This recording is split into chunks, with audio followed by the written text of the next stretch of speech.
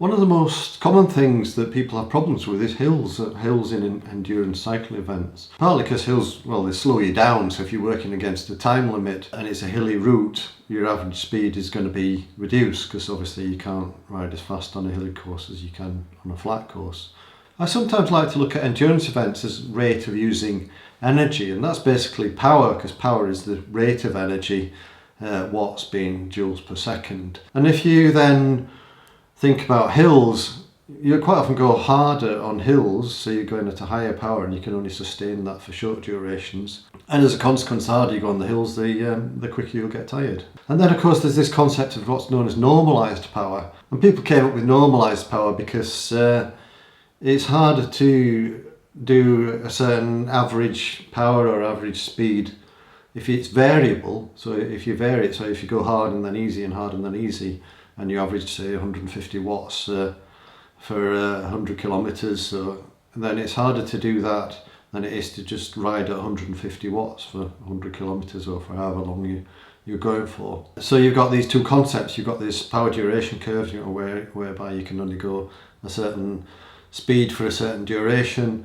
and then you've got normalised power, which says it's harder to go hard and then easy and hard and then easy than it is to go at a constant pace or a constant power, really, because if it's hilly your pace will be varying. So even though you might not have a power meter, using power to understand this is quite a good way of looking at it, because power being a rate of energy. So in simple terms, hilly courses are harder if you go harder on the hills, because the variable effort level gets you tired quicker than if you've got a fairly constant effort level. If you've got the right gears, or if you've got low enough gears, you can ride uphill at the same power that you ride on the flat, and therefore have a fairly constant power delivery, and in that case you might get tired less quickly. Although it's perhaps not as efficient, it's often more efficient if you're going above a certain speed anyway to go a little bit harder on climbs. So your natural tendency to ride harder on climbs can often be the way to go. It's just you have to be very careful not to ride too hard on the climbs and wear yourself out. So that's the theory, and of course there are a number of practical problems associated with hilly courses or getting tired on hills and things like that. Even if you did ride at a constant power, you would still be slower on a hilly course, because you can't gain as much on the downhills as you lose on the uphills. And that's because the way wind resistance works. So even though you've got gravity on your side, you never gain on the downhills what you lose on the uphills. And then of course just our human tendencies, because it's quite easy to go harder early on in a hilly event. It's quite easy to go hard on the climbs because, well, they don't feel that hard. So our perception of power and effort is not particularly good. So it's important to train yourself to have a feel for it and go pretty easy at the start of events, because if you set out too hard, if you start doing the climbs too hard, you never get that back. So you get too tired and then you have to slow down and recover from it. So in practical terms, it plays a bit of a mental trick on you. And then of course hills are mentally challenging because they're relentless. So when you get tired, there's a tendency to want to freewheel a bit to recover, or if you're not going through a bad patch. But if you're on a climb, obviously you can't do that, because if you stop pedaling, you stop, and then you have to get off and walk or whatever. So they're basically relentless. You have to continue to pedal until you get to the top, and that can be really it can be really hard. And also, depending on what gearing you've got, there's a certain minimum amount of effort you have to put in, or even if you've got very low gearing, you have to go at a certain speed, otherwise you fall off, because it gets quite hard to balance if you're going very slowly. Whereas on the flat, you can go at a very low intensity. You can have quite a low power and still maintain a reasonable speed. If you're going through a bad patch, you just need to sort of keep pedaling and keep yourself moving at very low. So if you're doing an event with big hills, that might take an hour or more to climb, then you've got to be able to deal with this relentless effort level to get over the climbs, and that's something you need to train yourself for. And even if you do have low enough gears, once you get tired, there's a tendency to try and grind away, ride at a very low cadence and just push too big a gear. So that's another mental difficulty that you have to overcome, because you just end up working a bit too hard if you're not careful. So what to do about it? Well, I quite like to have this concept in mind that you're trying to manage your energy right from the start. Say you're going to be riding for 4 hours or 8 hours or 12 hours or several days. Thinking back to the power duration curve, you've got a finite amount of energy that you can use. So say you can average 150 watts for 8 hours, that's a certain amount of energy, because 150 watts times the number of seconds in 8 hours is so many kilojoules, and that's how much you've got to play with. And of course it gets befuddled a bit by this normalised power, so if you're going at a variable intensity, then you've got less energy to work with in terms of absolute energy. Like your actual average power is going to come down a bit, and your normalised power might be 150 watts. So normalised power is a way of estimating what power you would have been able to average on a flat course. So for instance, if your normalised power for 8 hours is 150 watts, your average power might actually be 120 watts if it's quite hilly. But it's assuming that if it was on a flat course, you would be able to average 150 watts for 8 hours. It's not a perfect system, but it's a good way to think about it, I think. Anyway, it doesn't really matter exactly how much energy you've got to play with, because it's not exact. But just sort of think in these energy terms is I find quite useful. Training can make a big difference, of course. That's what we spend a lot of time talking about, training on this channel. So training for both short-term fitness, like your FTP or VO2 max, powers up to less than an hour, what sort of power you can sustain for less than an hour. Well, by improving that, everything gets faster. But also you can train for the longer durations, like your aerobic threshold, your first lactate turning point, and that's got a big influence on how fast you can go for a long time. And what they call durability or resilience, or your ability to keep working at a certain intensity after you've done a certain amount of work. And I do a lot of that type of work with some of the athletes that I work with, the people that are doing longer events, so that when they come to hills later in events when they're tired, they can still get up them at a reasonable pace.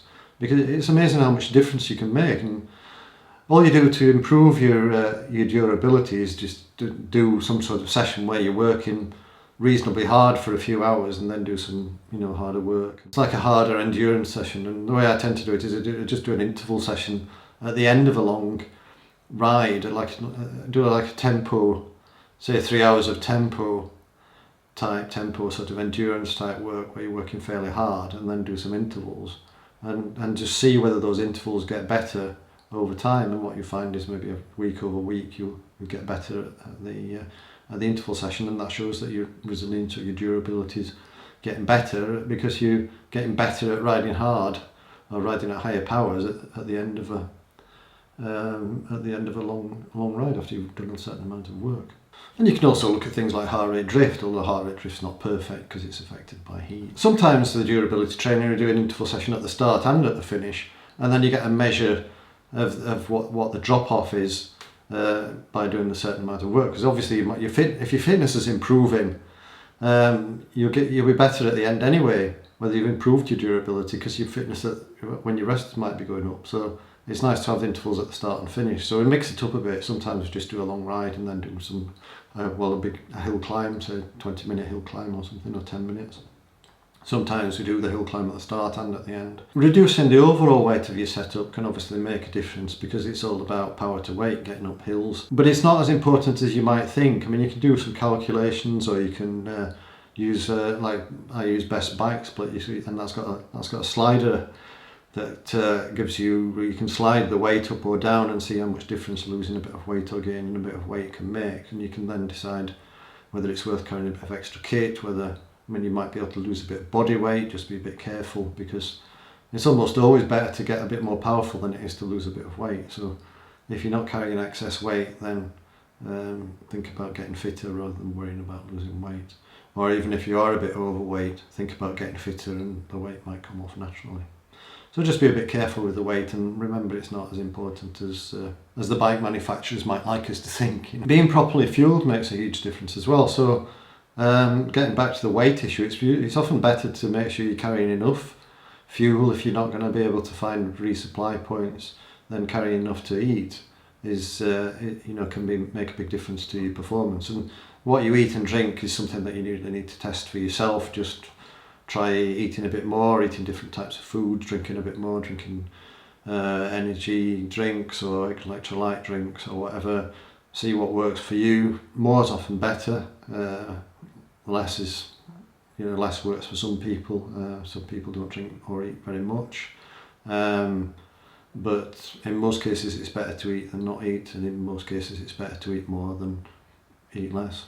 And of course there are ways you can improve your general performance, but it's possible that you can make gains without actually getting any fitter, just by learning to manage your energy more effectively, by not going too hard on the climbs, and then recovering on the downhills, trying to get some sort of nice balance, and understanding how your body works and what is too fast, what feels too fast. Having a power meter makes a big difference for this. You can use your power meter for pacing during events, but bear in mind that your FTP will come down. If you're doing a very long event, when you get tired, the power that you can sustain at the start is different to the power that you sustain at the end of a long event. And they've done some studies on Grand Tour riders, and their thresholds have all come down, so the heart rate comes down. Well, you've noticed if you've done long events that your heart rate's lower at the end of a long event than it is at the start of a long event. But both heart rate and power are very good for tuning your perceived exertion. When your heart rate's responding well and you're reasonably well rested and your powers are good, you can get a feel for what the actual power that you can sustain sensibly on climbs feels like, and start to understand the feelings that you have when you're riding at certain intensities. And of course, when you're in your event, you can use that as a grading mechanism. We talked about the mental thermometer, or the rev counter, or whatever, that mental trick for making sure that you're working at the right intensity all the time to keep yourself in the zone. So it's all about learning what that sustainable pace feels like, learning when it's too hard, and learning when it's when you could maybe go a little bit faster. Usually it's better to go slower than you think at the start.